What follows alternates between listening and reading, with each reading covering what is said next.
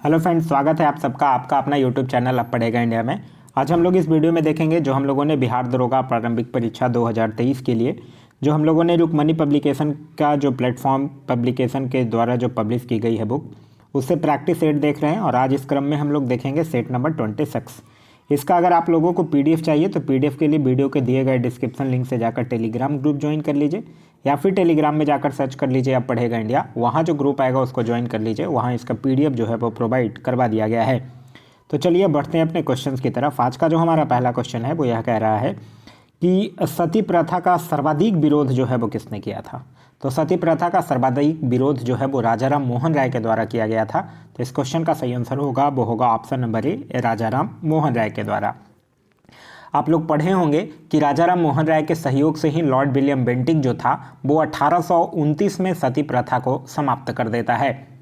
राजाराम मोहन राय से कुछ अन्य भी इंपॉर्टेंट चीज़ें हैं जो आप लोगों को ध्यान रखना है, जैसे कि राजाराम मोहन राय का जो जन्म है वो 1774 में राधानगर बंगाल में हुआ था। इन्होंने 1826 का जो जूरी विधेयक था उसका भी घोर विरोध इन्होंने किया था। इन्होंने 1815 में आत्मीय सभा, 1825 में वेदांत कॉलेज, 1828 में ब्रह्म समाज की भी स्थापना किया था। राजाराम मोहन राय को 19वीं शताब्दी के भारतीय पुण्य जागरण का पिता भी कहा जाता है। भारत में हरित क्रांति के जनक कहलाते हैं। तो भारत में हरित क्रांति के जनक कौन कहलाते हैं? एम.एस. स्वामीनाथन कहलाते हैं। तो इस क्वेश्चन का सही आंसर होगा वो होगा option number A, M S. Swaminathan. और अगर आपसे पूछ दे कि हरित क्रांति शब्द का पहली बार प्रयोग किसके द्वारा किया गया था, तो वो विलियम गॉड के द्वारा 1968 में किया गया था, यह भी ध्यान रखना है। नेक्स्ट क्वेश्चन है कि मंडल कमीशन किस प्रधानमंत्री के कार्यकाल में लागू हुआ था। तो मंडल कमीशन जो है वो बीपी सिंह यानी विश्वनाथ प्रताप सिंह जो प्रधानमंत्री बने थे उन्हीं के कार्यकाल में लागू हुआ था। तो इस क्वेश्चन का सही आंसर होगा वो होगा option number C, B P Singh. आप लोगों को पता होगा ये बीपी सिंह जो थे वो बहुत कम समय के लिए 1989 में बने थे और फिर 1990 में ये हट गए थे। एक्चुअली एक क्वेश्चन पूछा जाता है कि अविश्वास प्रस्ताव के द्वारा हटाए जाने वाले प्रथम प्रधानमंत्री कौन है, तो वो यही हैं विश्वनाथ प्रताप सिंह। याद रखने का सबसे अच्छा तरीका है, नाम था विश्वनाथ लेकिन हटाए गए थे अविश्वास प्रस्ताव से। ठीक है, क्लियर है।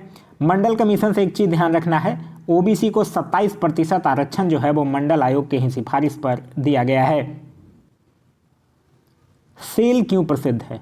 सेल का मतलब क्या है?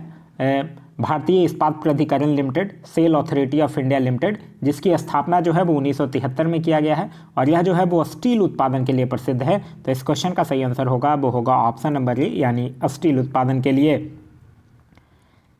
एड्स नहीं फैलता है। सेक्स करने से एड्स फैलता है। संक्रमित हुई सुई का प्रयोग करने से इससे भी एड्स फैलता है।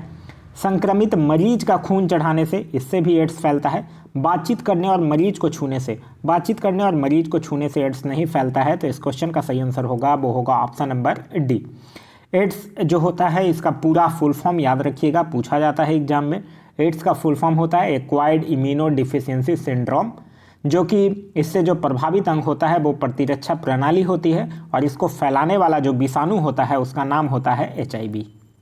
क्लियर है। चलिए, डिमांड ड्राफ्ट को क्रॉस किया जाता है। तो देखिए, जब हम लोग किसी को चेक देते हैं तो उसके ऊपर बाईं ओर 2 समानांतर रेखा बना देते हैं। इसका मतलब ये होता है कि वो चेक जो होता है वो रेखांकित चेक बन जाता है। मतलब कि वो रेखांकित चेक का जो भुगतान होता है वो सिर्फ और सिर्फ बैंक काउंटर पर नगद नहीं दिया जा सकता है, मतलब सिर्फ और सिर्फ उसके सेविंग अकाउंट में वो जाएगा, मतलब उसके खाते में ही वो जमा हो सकता है। इसलिए हम लोग ये 2 लाइन कर देते हैं। तो इस क्वेश्चन का जो सही आंसर होगा वो होगा डिमांड ड्राफ्ट को क्रॉस क्यों हो जाता है, तो भुगतान बैंक खाते के द्वारा ही किया जा सके इसलिए। तो इस क्वेश्चन का सही आंसर है वो है ऑप्शन नंबर ए।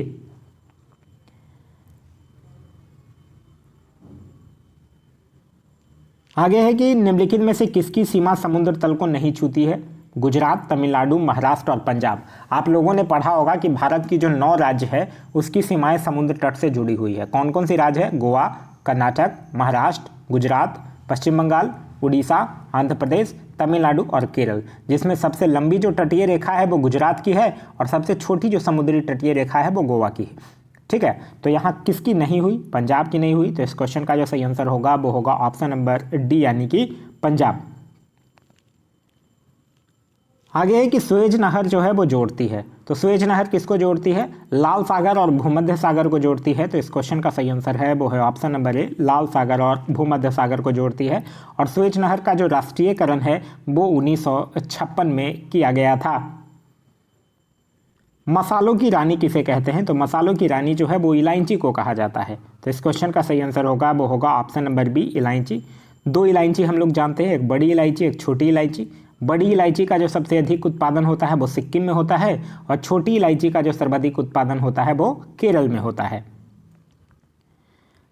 नाजीबाद के संस्थापक कौन थे? तो नाजीबाद के संस्थापक कौन था? हिटलर था। तो इस क्वेश्चन का सही आंसर होगा वो होगा ऑप्शन नंबर ए, हिटलर। हिटलर से कुछ अन्य चीज़ें भी ध्यान रखिएगा जो पूछा जा सकता है आपके एग्जाम में। हिटलर जो था वो अपनी प्रसिद्ध एक आत्मकथा लिखा था, मीन कैफ, ठीक है, मीन कैफ उसका नाम था, वो उसकी प्रसिद्ध आत्मकथा था, पूछा जाता है। एक गुप्तचर पुलिस संगठन था गेस्टाम्पो, उसका जो संगठन है वो हिटलर के द्वारा ही किया गया था। एक राष्ट्र एक नेता का नारा भी जो है वो हिटलर ने ही दिया था। और फिर लास्टली हिटलर जो है वो आत्महत्या कर लेता है, कब? 1945 में। 30 अप्रैल 1945 को हिटलर जो है वो आत्महत्या कर लेता है। मीथेन गैस बनती है, तो मीथेन गैस कैसे बनता है?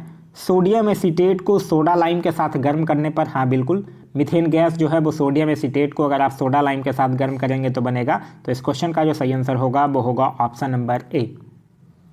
हीरा और ग्रेफाइट में मुख्य अंतर है, तो हीरा और ग्रेफाइट में मेनली जो अंतर है कि हीरा का जो स्ट्रक्चर होता है वो चतुष्फलकीय होता है, और ग्रेफाइट का जो होता है वो पंचकोणीय होता है। तो इस क्वेश्चन का सही आंसर होगा वो होगा ऑप्शन नंबर ए, चतुष्फलकीय संरचना एवं पंचकोणीय संरचना। तो इस क्वेश्चन का सही आंसर है ऑप्शन नंबर ए। हीरा से याद रखिएगा, हीरा जो है वो दुनिया का सबसे कठोर पदार्थ है। और ग्रेफाइट की अगर बात करते हैं तो ग्रेफाइट जो होता है वो विद्युत का सुचालक होता है, जिसको कि काला सीसा के नाम से भी जाना जाता है। पर्वत एवं पहाड़ के बीच की भूमि को क्या कहते हैं? तो पर्वत और पहाड़ के बीच की भूमि को क्या कहा जाता है? घाटी कहा जाता है। तो इस क्वेश्चन का सही आंसर होगा वो होगा ऑप्शन नंबर ए, यानी कि घाटी कहा जाता है। एक क्वेश्चन पूछा जाता है कि एशिया की सबसे बड़ी घाटी का नाम क्या है? तो एशिया की सबसे बड़ी घाटी का नाम है डोंग वैली। क्या नाम है? डोंग वैली, याद रखिएगा। अच्छा, एक चीज़ आप बताइए, ये जो बेल्ट है वो क्या होता है?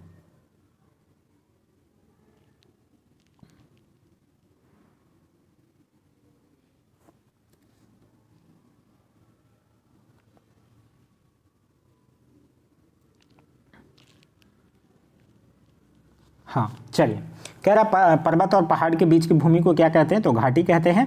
और मैं आप लोगों से अभी पूछ रहा था क्या कि बेल्ट क्या होता है, ठीक है? तो आप लोग पढ़े होंगे कि जो शीतोष्ण कटिबंधीय घास भूमि होता है उसको दक्षिण अफ्रीका में बेल्ट कहा जाता है। तो ये चीज़ क्लियर कर लीजिए। चलिए आगे है कि शुष्क सेल में जिंक की सतह होती है।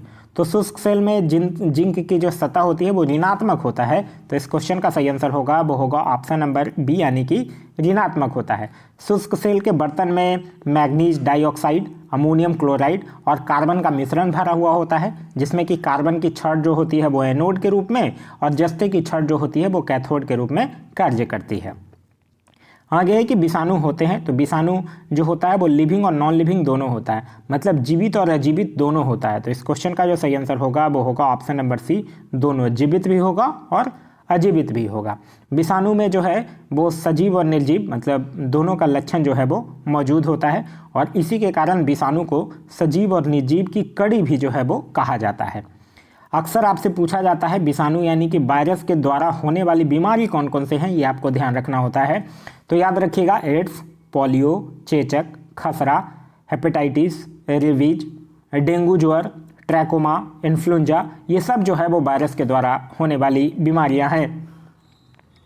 आगे है कि मानव शरीर में कौन सा रक्त ग्रुप जो है वो प्रायः अधिक पाया जाता है। आप लोग पढ़े होंगे कि मनुष्य में 4 प्रकार का रुधिर वर्ग होता है, ए, बी, AB और O, ठीक है। और रक्त समूह की खोज जो है वो कार्ल लैंडस्टीनर के द्वारा 1900 में किया गया था, और इसी के लिए फिर उनको 1930 में नोबेल पुरस्कार भी मिलता है। यहाँ क्वेश्चन है कि मानव शरीर में कौन सा रक्त ग्रुप जो है वो प्रायः अधिक पाया जाता है। तो बी पॉजिटिव जो है वो रक्त ग्रुप अधिक पाया जाता है। तो इस क्वेश्चन का सही आंसर होगा वो होगा ऑप्शन नंबर बी, यानी कि बी पॉजिटिव। मानचित्र में पर्वत और पहाड़ को दर्शाया जाता है, तो मानचित्र में पर्वत और पहाड़ को लाल रंग से दिखाया जाता है। तो इस क्वेश्चन का सही आंसर होगा वो होगा ऑप्शन नंबर ए, लाल रंग से जो है वो दिखाया जाता है। सिल्क का सबसे बड़ा उत्पादक देश कौन सा है? तो चाइना जो है वो सिल्क का सबसे बड़ा उत्पादक देश है। तो इस क्वेश्चन का सही आंसर होगा वो होगा ऑप्शन नंबर बी यानी कि चीन। कारगिल युद्ध के समय पाकिस्तान के प्रधानमंत्री कौन था? तो कारगिल का युद्ध जब होता है, कारगिल का युद्ध कब हुआ था? 1999 में। ये मई से लेकर मई जून जुलाई तक चला था ये युद्ध, और इसीलिए हम लोग, आप लोगों को पता भी होगा कि 26 जुलाई को कारगिल दिवस भी मनाते हैं। तो इस 1999 में कौन था पाकिस्तान का प्रधानमंत्री? नवाज शरीफ था। तो इस क्वेश्चन का जो सही आंसर होगा वो होगा option number B, Nawaz Sharif. फिर उस समय जो परवेज मुशर्रफ था पाकिस्तान का सेना अध्यक्ष, वो फिर बाद में जाकर बन जाता है, लेकिन वह उस टाइम था नवाज शरीफ ही। निम्नलिखित में से कौन सी आकृति जो है वो भूमिगत जल से बनी हुई है? तो भूमिगत जल से बनी आकृति कास्ट बीडो है। तो इस क्वेश्चन का सही आंसर होगा वो होगा ऑप्शन नंबर ए। आगे है एस्किमो के घर बने होते हैं। तो एस्किमो के घर किस चीज़ से बने हुए होते हैं? इग्लू एस्किमो के घर का ही नाम है। किस चीज़ से बना हुआ होता है? बर्फ से बना हुआ होता है। तो इस क्वेश्चन का सही आंसर होगा वो होगा ऑप्शन नंबर ए, यानी कि बर्फ से बना होता है। लाल त्रिकोण का संबंध किससे है? तो लाल त्रिकोण का संबंध जो है वो परिवार कल्याण से है। तो इस क्वेश्चन का जो सही आंसर होगा वो होगा ऑप्शन नंबर ए, यानी कि परिवार कल्याण से है। नेक्स्ट क्वेश्चन कह रहा है कि निम्नलिखित में से किसे हमारे देश में आने वाले व्यापारी दक्षिण अमेरिका से हमारे देश में लाए थे? बंदा गोभी, टमाटर, मटर और भिंडी। तो देखिए टमाटर ही है जो हमारे देश में दक्षिण अमेरिका के व्यापारी के द्वारा लाया गया था। तो इस क्वेश्चन का सही आंसर होगा वो होगा ऑप्शन नंबर बी, यानी कि टमाटर। ध्यान रखिएगा, टमाटर जो होता है इसमें कोलेस्ट्रॉल को कम करने का तत्व जो है वो पर्याप्त मात्रा में पाया जाता है, और साथ ही साथ इसमें लाइकोपीन, विटामिन और पोटेशियम जो है वो भी पर्याप्त मात्रा में पाया जाता है। यदि अम्ल की प्रतिक्रिया जिंक के टुकड़े से कराई जाए तो कौन सी गैस निकलती है? देखिए एज फॉर एग्जांपल एक अम्ल ले लीजिए आप, HCl मान लीजिए कि हम एक अम्ल ले लेते हैं, इसको प्रतिक्रिया करा देते हैं Zn से, तो ये क्या बनेगा? ये बनेगा ZnCl2, और साथ ही साथ क्या करेगा? हाइड्रोजन गैस देगा। तो इस क्वेश्चन का जो सही आंसर होगा वो होगा ऑप्शन नंबर ए, हाइड्रोजन गैस जो है वो निकलेगा। होलिका दहन के समय कौन सा अनाज जलाया जाता है? तो आप लोग पढ़े होंगे कि होलिका जो है वो भक्त प्रहलाद की बुआ थी, जो हिरण्यकश्यप के आदेश पर प्रहलाद को जलाना चाहती थी, और होलिका दहन के समय क्या होता है? जौ जलाया जाता है। तो इस क्वेश्चन का जो सही आंसर होगा वो होगा ऑप्शन नंबर बी, यानी कि जौ। आगे बढ़ने से पहले मैं आप लोगों से एक चीज़ और शेयर करना चाहूँगा।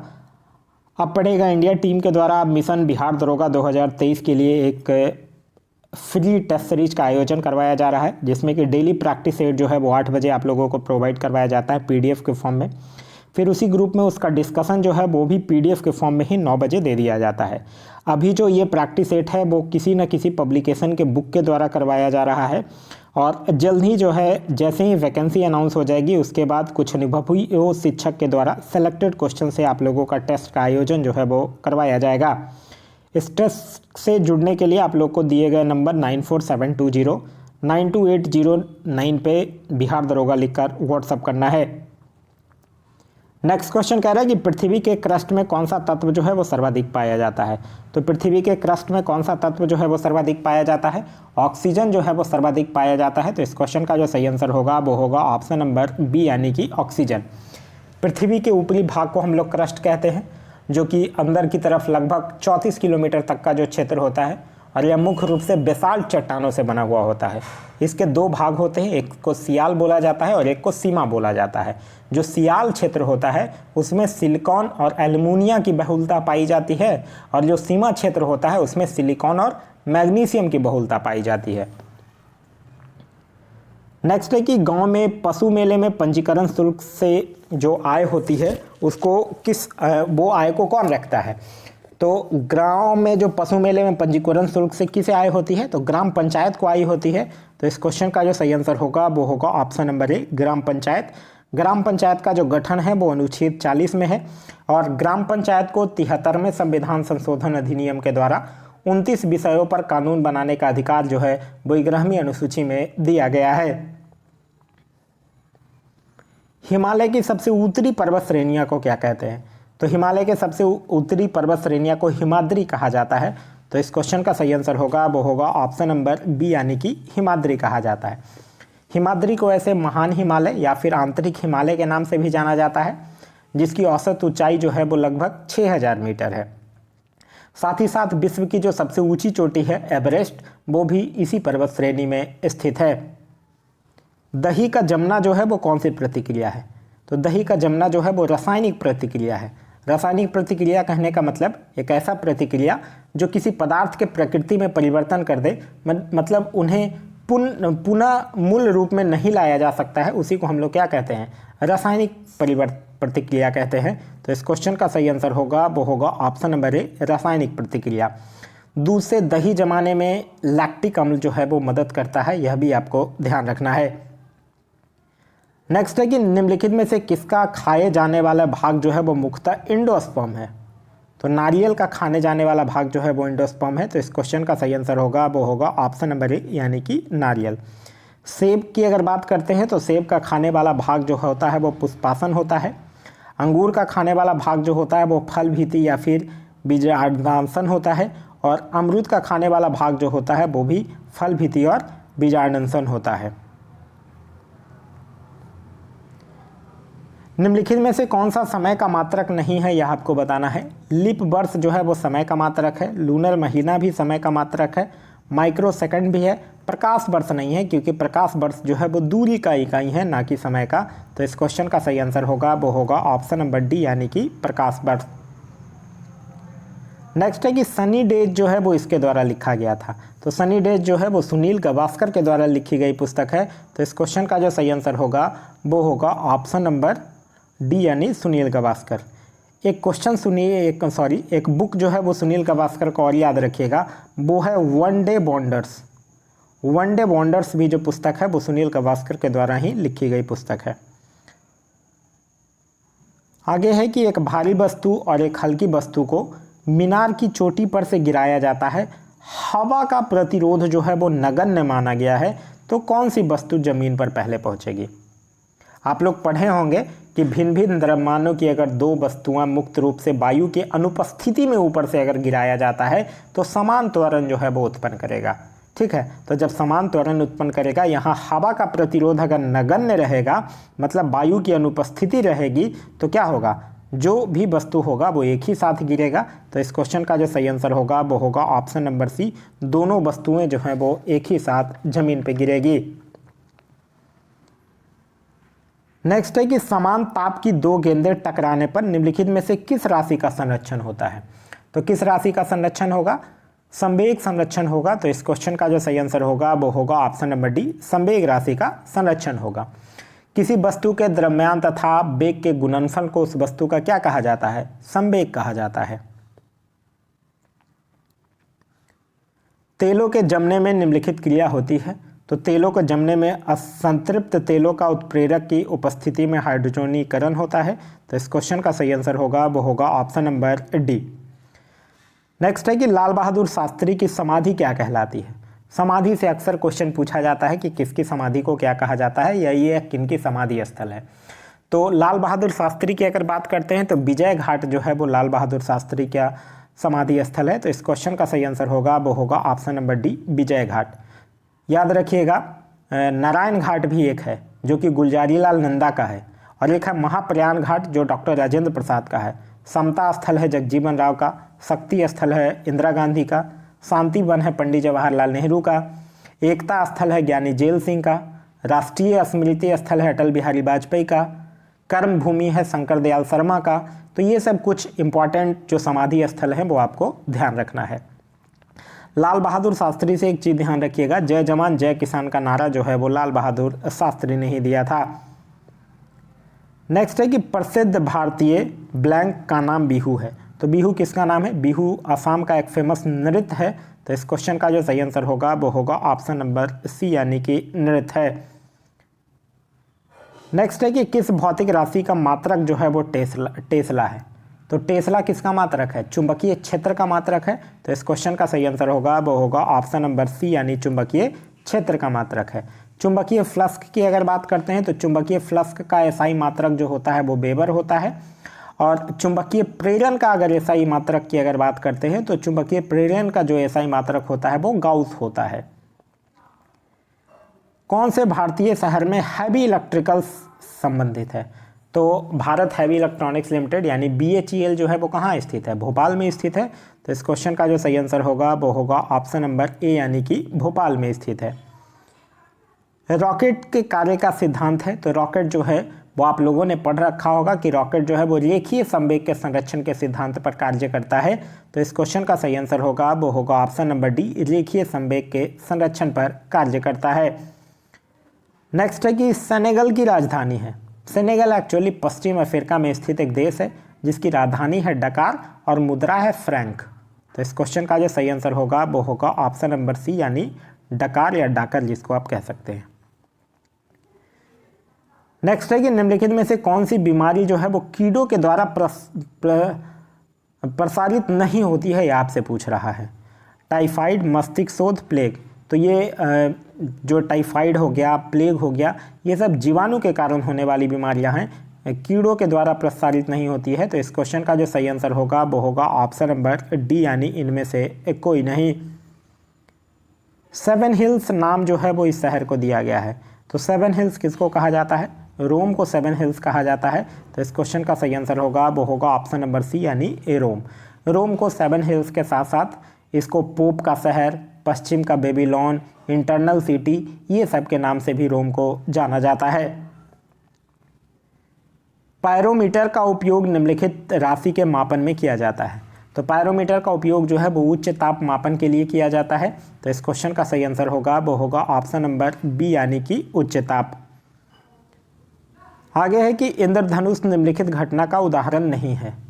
तो इंद्रधनुष जो है वो परावर्तन, पूर्ण आंतरिक परिवर्तन और अपवर्तन के द्वारा वर्ण विक्षेपण का जो सबसे अच्छा उदाहरण माना जाता है वो इंद्रधनुष ही माना जाता है। तो इंद्रधनुष जो है वो व्यतिकरण घटना का उदाहरण नहीं है। तो इस क्वेश्चन का जो सही आंसर होगा वो होगा ऑप्शन नंबर ए, यानी कि व्यतिकरण। आगे है कि निम्नलिखित में से कौन सी राशि जो है वो सदिश राशि है, यानी वेक्टर क्वांटिटी है। सदिश राशि किसको कहा जाता है? एक ऐसी भौतिक राशियां जिनमें परिणाम के साथ साथ दिशा भी होता है, उसको सदिश राशि कहा जाता है। जैसे कि आप कह सकते हैं वेग, विस्थापन, त्वरण, बल, भार, ये सब क्या है? सदिश राशियां हैं। तो इस क्वेश्चन का जो सही आंसर होगा वो होगा ऑप्शन नंबर बी, यानी कि भार जो है वो क्या है? वेक्टर क्वांटिटी है। नेक्स्ट है कि सी ऑफ ट्रैंक्विलिटी कहाँ है? तो सी ऑफ ट्रैंक्विलिटी जो है वो कहाँ स्थित है? चंद्रमा पर स्थित है। एक्चुअली चंद्रमा का जो पिछला वाला भाग होता है वो हमेशा अंधकार में डूबा हुआ रहता है, जिसे ही क्या कहा जाता है? शांति का सागर कहा जाता है। तो इस क्वेश्चन का जो सही आंसर होगा वो होगा ऑप्शन नंबर सी, यानी कि चंद्रमा। चंद्रमा से कुछ अन्य भी चीज़ें हैं जो आपको ध्यान रखना है। जैसे चंद्रमा की सतह पर और उसकी जो आंतरिक स्थिति का अध्ययन करने वाला जो विज्ञान होता है वो सेलेनोलॉजी कहलाता है। चंद्रमा को जीवाश्म ग्रह के नाम से भी जाना जाता है। और चंद्रमा का जो व्यास है वो 3480 किलोमीटर तथा इसका द्रव्यमान जो है वो पृथ्वी के द्रव्यमान का लगभग 1/81 है। न्यूटन के प्रथम गति के नियम द्वारा निम्नलिखित संकल्पना प्राप्त होती है। तो न्यूटन के प्रथम नियम जो होता है वो उससे क्या होता है? जड़त्व की परिभाषा मिलती है, बल की परिभाषा मिलती है और शून्य त्वरण की अवस्था होती है। तो इस क्वेश्चन का जो सही आंसर होगा वो होगा ऑप्शन नंबर डी, यानी कि जड़त्व। दूसरे नियम की अगर बात करते हैं तो इससे संवेग की परिभाषा और बल का व्यंजन मिलता है। और तीसरे नियम की अगर बात करते हैं तो इससे संवेग संरक्षण का सिद्धांत और बल का गुण प्राप्त होता है। नेक्स्ट है कि सरल लोलक का आवर्तकाल दुगना हो जाएगा, तो यानी सिंपल पेंडुलम का अगर आवर्तकाल आप दुगना कर देते हैं तो क्या हो जाएगा? उसका लंबाई जो है वो 4 गुना हो जाएगा। क्यों? क्योंकि आप लोगों ने एक फार्मूला पढ़ा होगा T = 2π√L/g। तो इस क्वेश्चन का जो सही आंसर होगा वो होगा ऑप्शन नंबर सी, उसकी लंबाई जो है वो 4 गुना हो जाएगा। आगे है कि भारतीय संविधान का अनुच्छेद 15 जो है वो किसे प्रस्तावित करता है? तो अनुच्छेद 15 आप लोग पढ़े होंगे कि इसके अंतर्गत धर्म, मूल वंश, जाति, लिंग या जन्म स्थान के आधार पर भेदभाव का प्रतिषेध किया गया है, मतलब कि यह समान अधिकार से संबंधित है। तो इस क्वेश्चन का जो सही आंसर होगा वो होगा ऑप्शन नंबर डी, अनुच्छेद 15 जो है वो समान अधिकार से संबंधित है। वियना जो है वो राजधानी है, तो वियना जो है वो ऑस्ट्रिया की राजधानी है। तो इस क्वेश्चन का जो सही आंसर होगा वो होगा ऑप्शन नंबर ए, ऑस्ट्रिया। बेल्जियम की अगर बात करते हैं तो बेल्जियम की राजधानी है ब्रुसेल्स, इटली की राजधानी है रोम और कोलंबिया की राजधानी है बोगोटा। दक्षिण अफ्रीका की मुद्रा है, तो दक्षिण अफ्रीका की मुद्रा पेसो नहीं, पेसो किसकी मुद्रा है? फिलीपींस की मुद्रा है पेसो। रैंड की अगर बात करते हैं तो रैंड ही जो है वो दक्षिण अफ्रीका की मुद्रा है। तो इस क्वेश्चन का सही आंसर होगा वो होगा ऑप्शन नंबर बी, रैंड। दक्षिण अफ्रीका में एक्चुअली सोना के खान का नाम भी रैंड है, ये भी आपको ध्यान रखना है, ठीक है। और ये जो लेवा है ये बुल्गारिया की मुद्रा है। किसी ठोस में वितरित द्रव को ब्लैंक है, तो किसी ठोस में वितरित द्रव को सोल है। एक्चुअली सोल क्या होता है पता है?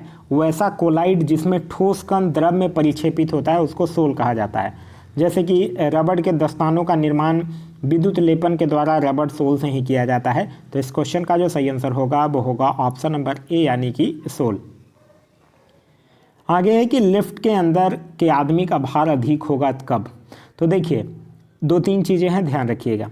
लिफ्ट के अंदर के आदमी का भार अधिक होगा कब? जब लिफ्ट ऊपर की ओर त्वरण कर रही होती है, और लिफ्ट जब नीचे की ओर आती है तो लिफ्ट में स्थित व्यक्ति का भार जो है वो घटा हुआ प्रतीत होता है। और जब लिफ्ट जो है वो एक समान वेग से ऊपर या नीचे गति करती है तो लिफ्ट में स्थित व्यक्ति के भार में कोई परिवर्तन जो है वो नहीं प्रतीत होता है। तो यह तीनों पॉइंट जो है वो आपको ध्यान रखना है। तो इस क्वेश्चन का तो यहाँ जो पूछ रहा है कि लिफ्ट के अंदर के आदमी का भार कब अधिक होगा? जब लिफ्ट ऊपर की ओर त्वरण कर रही होगी। तो इस क्वेश्चन का सही आंसर होगा वो होगा ऑप्शन नंबर ए। बीन भी हूँ मैं तुम्हारी रागनी भी, यह पंक्ति किसने लिखी है? बीन भी हूँ मैं तुम्हारी रागनी भी, यह पंक्ति जो है वो महादेवी वर्मा के द्वारा लिखी गई है। तो इस क्वेश्चन का सही आंसर होगा वो होगा ऑप्शन नंबर बी, यानी कि महादेवी वर्मा। संगमरमर के चट्टान जो है वो किसके समीप है, यह आपसे पूछ रहा है। देखिए भारत में मार्बल जो है वो सबसे ज़्यादा तो राजस्थान में पाया जाता है, और चूना पत्थर से मार्बल का निर्माण होता है। एक्चुअली ये एक कायांतरित चट्टान है, लेकिन यहाँ आपसे पूछ रहा है संगमरमर के चट्टान किसके समीप है? उज्जैन, जबलपुर, हम्पी और आगरा। तो संगमरमर जबलपुर जिले के भेड़ा घाट में मार्बल चट्टान पाया जाता है। तो इस क्वेश्चन का जो सही आंसर होगा वो होगा ऑप्शन नंबर बी, यानी कि जबलपुर। प्रकाश का वेग जो है वो निम्नलिखित माध्यम में अधिकतम होता है। तो प्रकाश का वेग जो होता है वो वायु में या फिर निर्वात में, वैक्यूम में 3 × 10⁸ मीटर पर सेकंड होता है। तो इस क्वेश्चन का जो सही आंसर होगा वो होगा ऑप्शन में अकॉर्डिंग देखिएगा। तो इस क्वेश्चन का सही आंसर है ऑप्शन नंबर बी, यानी कि वायु। आगे है कि निम्नलिखित में से कौन सा शहर जहां ओलंपिक खेल नहीं आयोजित हुआ है? हेलसिंकी में आयोजित हुआ है, कब? 1952 में। सियोल में भी आयोजित हुआ है 1988 में। रोम में भी आयोजित हुआ है 1960 में। हांगकांग में अभी तक ओलंपिक खेल का आयोजन नहीं किया गया है। तो इस क्वेश्चन का सही आंसर है वो है ऑप्शन नंबर डी, यानी कि हांगकांग। नेक्स्ट है कि वॉट दिवस, वॉट डे जो है वो निम्नलिखित राशि का मात्रक है। तो यह ऊर्जा का मात्रक है। तो इस क्वेश्चन का सही आंसर होगा वो होगा ऑप्शन नंबर बी, यानी कि ऊर्जा। आगे है कि लाल सीसा जो है वो निम्नलिखित है। तो लाल सीसा का सूत्र क्या होता है? Pb3O4। तो इस क्वेश्चन का जो सही आंसर होगा वो होगा ऑप्शन नंबर सी। नेक्स्ट है कि निम्नलिखित में से सोने की खान के लिए कौन सा स्थान जो है वो प्रसिद्ध है? तो जोहान्सबर्ग को क्या कहा जाता है? स्वर्ण नगर कहा जाता है, मतलब जोहान्सबर्ग जो है वो सोने की खान के लिए प्रसिद्ध है। तो इस क्वेश्चन का जो सही आंसर होगा वो होगा ऑप्शन नंबर बी, यानी कि जोहान्सबर्ग। नेक्स्ट है कि वातावरण का ओजोन स्तर निम्नलिखित को अवशोषित करता है। तो अब ओजोन स्तर जो है वो पराबैंगनी विकिरण का अवशोषण करता है। तो इस क्वेश्चन का सही आंसर होगा वो होगा ऑप्शन नंबर बी, यानी पराबैंगनी के विकिरण का। आप लोग पढ़े होंगे कि ओजोन पर सर्वप्रथम छेद जो है वो अंटार्कटिक क्षेत्र में 1985 में देखा गया था, और ओजोन परत को सबसे अधिक क्षति जो है वो CFC क्लोरोफ्लोरोकार्बन जो है वो पहुंचाता है, और ऑक्सीजन के 3 अणु मिलकर ओजोन के 1 अणु का निर्माण करती है। नेक्स्ट है कि जीसस क्राइस्ट के साथ विश्वासघात किया था। तो जीसस क्राइस्ट के साथ जुडास ने विश्वासघात किया था। तो इस क्वेश्चन का सही आंसर होगा वो होगा ऑप्शन नंबर डी, यानी कि जुडास ने। नेक्स्ट है कि एसी को डीसी में यानी अल्टरनेटिंग करंट को डायरेक्ट करंट में परावर्तन करने की युक्ति उपकरण को क्या कहा जाता है? तो उसको रेक्टिफायर कहा जाता है। तो इस क्वेश्चन का जो सही आंसर होगा वो होगा ऑप्शन नंबर बी यानी कि रेक्टिफायर कहा जाता है। आगे है कि प्रकाश का वेग जो है वो सबसे पहले किसने मापा था? तो प्रकाश का वेग सबसे पहले रोमर के द्वारा मापा गया था, जो कि वायु तथा निर्वात में प्रकाश की चाल जो है वो सबसे अधिक 3 × 10⁸ मीटर पर सेकेंड होता है। तो इस क्वेश्चन का जो सही आंसर होगा वो होगा ऑप्शन नंबर सी यानी कि रोमर ने। नेक्स्ट है कि बिहार में मुगल स्थापत्य कला का सर्वश्रेष्ठ उदाहरण क्या है? पटना स्थित संगी मस्जिद, हाँ बिल्कुल है। मनेर स्थित शाह दौलत का मकबरा, यह भी है। पटना में स्थित सैफ खां का मकबरा, यह भी है। तो इस क्वेश्चन का जो सही आंसर होगा वो होगा ऑप्शन नंबर डी। उपयुक्त सभी जो हैं वो बिहार में मुगल स्थापत्य कला के सर्वश्रेष्ठ उदाहरण हैं। कोसी परियोजना कब बनकर तैयार हुआ? कोसी परियोजना एक्चुअली भारत और नेपाल, मतलब विशेष करके बिहार और नेपाल के बीच की परियोजना है, जो कि 1963 में बनकर तैयार हुआ है। तो इस क्वेश्चन का सही आंसर होगा वो होगा ऑप्शन नंबर डी 1963 में। नेक्स्ट है कि निम्न में से कौन जो है वो भारत संघ के संस्थापक थे? तो भारत संघ के संस्थापक थे सुरेंद्र नाथ बनर्जी, जिनको कि राष्ट्रगुरु के नाम से भी जाना जाता है। तो इस क्वेश्चन का सही आंसर होगा वो होगा ऑप्शन नंबर ए सुरेंद्र नाथ बनर्जी। आगे है कि निम्न में से कौन जो है वो गुडेम रंपा विद्रोह से संबंधित है? तो रंपा विद्रोह से संबंधित कौन थे? अल्लूरी सीताराम राजू। तो इस क्वेश्चन का जो सही आंसर होगा वो होगा option number B Alluri Sitarama Raju. यह जो विद्रोह था ये एक्चुअली आंध्र प्रदेश का जो गोदावरी नदी वाला क्षेत्र था रंपा, उसमें हुआ था।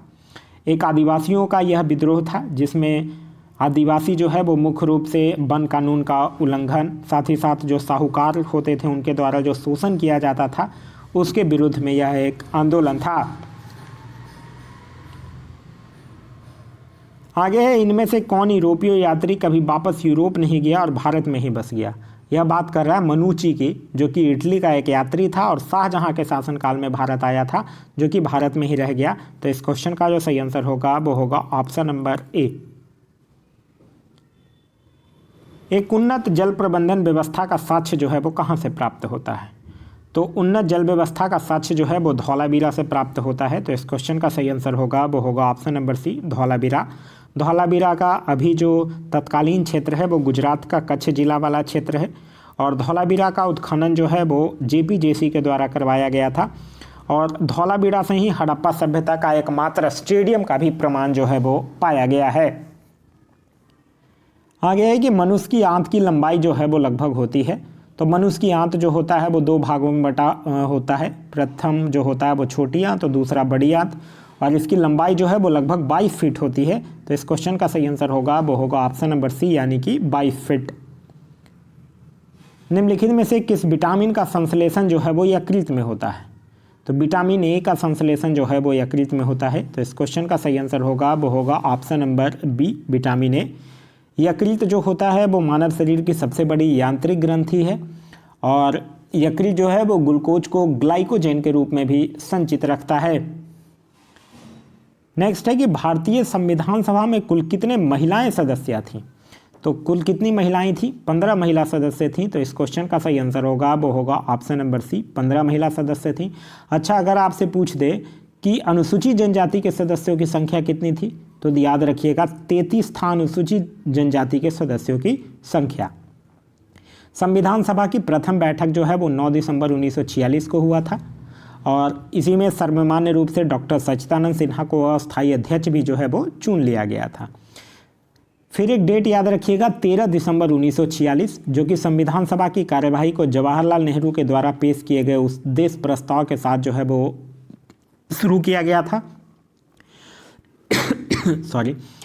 और एक चीज़ और ध्यान रखिएगा कि भारत के लिए संविधान सभा की रचना हेतु संविधान सभा का विचार जो है वो सर्वप्रथम स्वराज पार्टी ने 1924 में प्रस्तुत किया था। नेक्स्ट है कि भारत के संविधान निर्माताओं का मत निम्न में से किस में प्रतिबिंबित होता है? राज्य के नीति निर्देशक तत्व में, मूल अधिकार में, मूल कर्तव्य में और उद्देशिका में। तो उद्देशिका में प्रतिबिंबित होता है। तो इस क्वेश्चन का जो सही आंसर होगा वो होगा ऑप्शन नंबर डी यानी कि उद्देशिका में।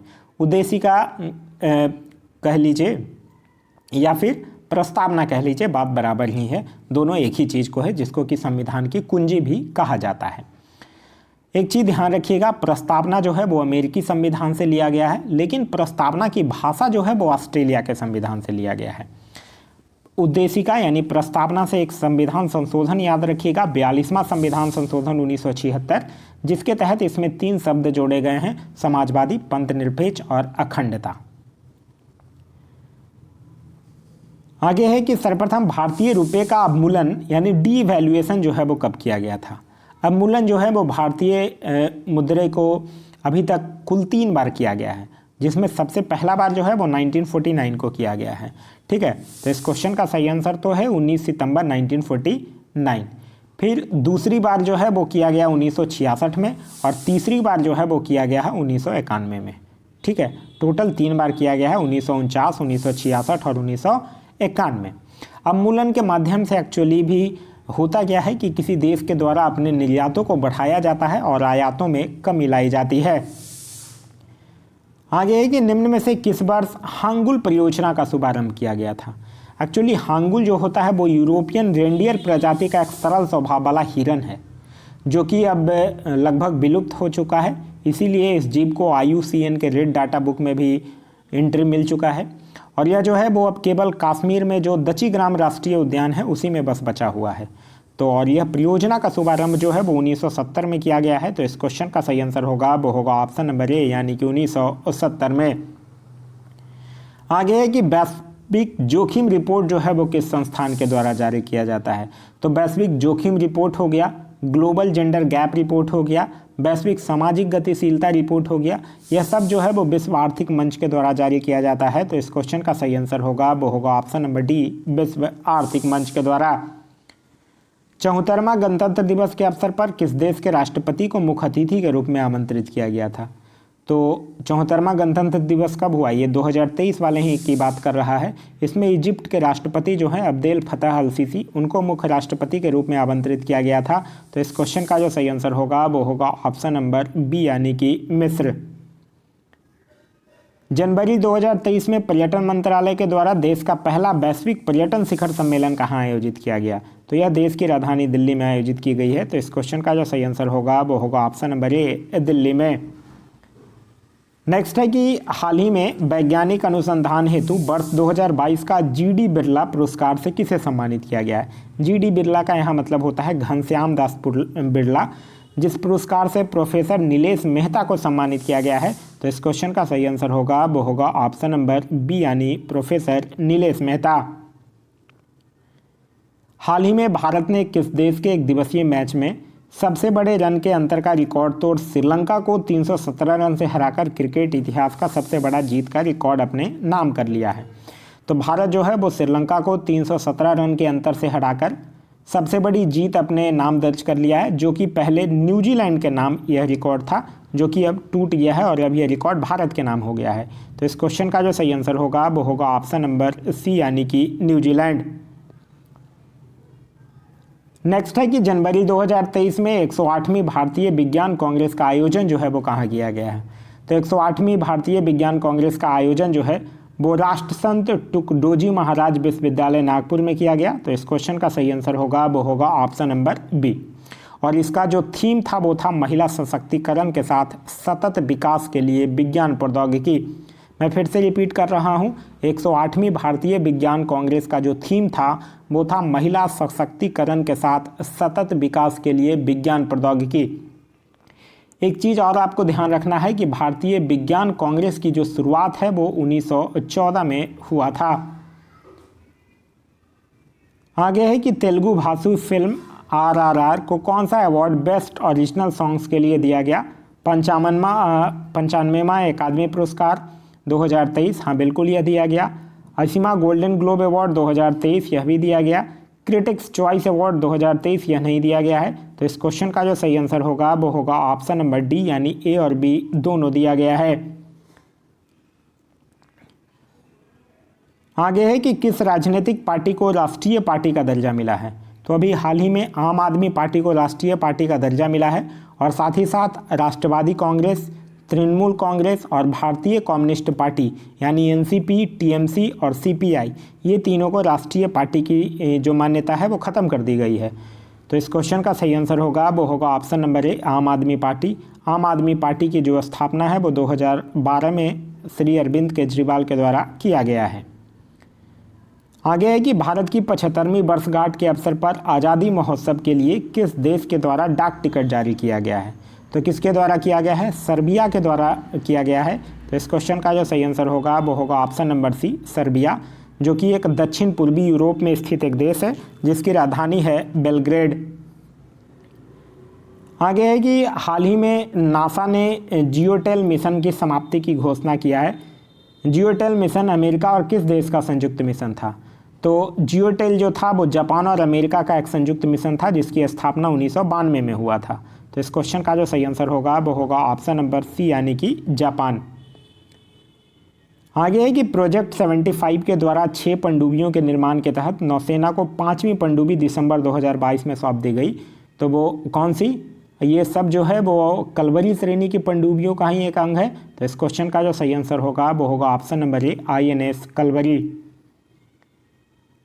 2023 में उत्तराखंड के चौबरिया में भारत के साथ मालदीव द्वीप वार्षिक अभ्यास का आगाज किया गया, जिसका नाम क्या है? तो उसका नाम क्या है? उसका नाम है एक्स इकोवेरिन। तो इस क्वेश्चन का सही आंसर होगा वो होगा ऑप्शन नंबर बी। जनवरी 2023 में सर्वोच्च न्यायालय के मुख्य न्यायाधीश DY चंद्रचूड़ यानी कि धनंजय भाई चंद्रचूड़ ने सर्वोच्च न्यायालय के निर्णयों तक पहुंचने के लिए कौन सी डिजिटल परियोजना की शुरुआत की है? तो उसका नाम है ESCR यानी इलेक्ट्रॉनिक सुधर्म कोर्ट रिपोर्ट। तो इस क्वेश्चन का जो सही आंसर होगा वो होगा ऑप्शन नंबर डी। रोम स्थित यूनिट महासभा ने अध्यक्ष पद के लिए किसे चुना है?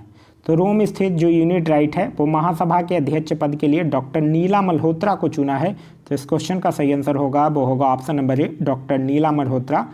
यूनिट जो है वो औपचारिक रूप से एक निजी कानून के एकीकरण के लिए एक अंतर्राष्ट्रीय संगठन है जिसके कुल 75 सदस्य देश हैं। 65 हैं। नेक्स्ट है कि PETA person of the year award 2022 से किसे सम्मानित किया गया है? पेटा का मतलब होता है people for ethical treatment of animals, और PETA person of the year award 2022 Sonakshi Sinha को दिया गया है। तो इस क्वेश्चन का सही आंसर होगा वो होगा option number B, Sonakshi Sinha. Next है कि अपना जलवायु परिवर्तन मिशन शुरू करने वाला देश का पहला राज्य कौन बन गया है? तो वो बन गया है तमिलनाडु। तो इस क्वेश्चन का सही आंसर है वो है ऑप्शन नंबर सी यानी कि तमिलनाडु। नेक्स्ट है कि भारतीय वायुसेना द्वारा 2024 में प्रस्तावित बहुराष्ट्रीय अभ्यास तरंग शक्ति में कौन कौन सा देश भाग लेगा? तो तरंग शक्ति में भाग लेगा भारत, जापान, ऑस्ट्रेलिया, फ्रांस और अमेरिका। तो इस क्वेश्चन का जो सही आंसर होगा वो होगा ऑप्शन नंबर सी। तो यह था हमारा आज का वीडियो। आज का वीडियो आप लोगों को कैसा लगा कमेंट करके ज़रूर बताइएगा। साथ ही साथ इस वीडियो से कुछ सीखने के लिए मिला तो एक लाइक ज़रूर कर दीजिएगा। वीडियो पसंद आ रहा है तो अपने दोस्तों के साथ शेयर करना ना भूलें। अभी तक आप इस चैनल पर नए हैं या चैनल को सब्सक्राइब नहीं किए हैं तो चैनल को सब्सक्राइब कर लीजिए और साथ ही साथ बेल आइकन दबा लीजिए ताकि हमारे सारे वीडियो के नोटिफिकेशन जो है वो आपको मिलते रहें। Thanks for watching.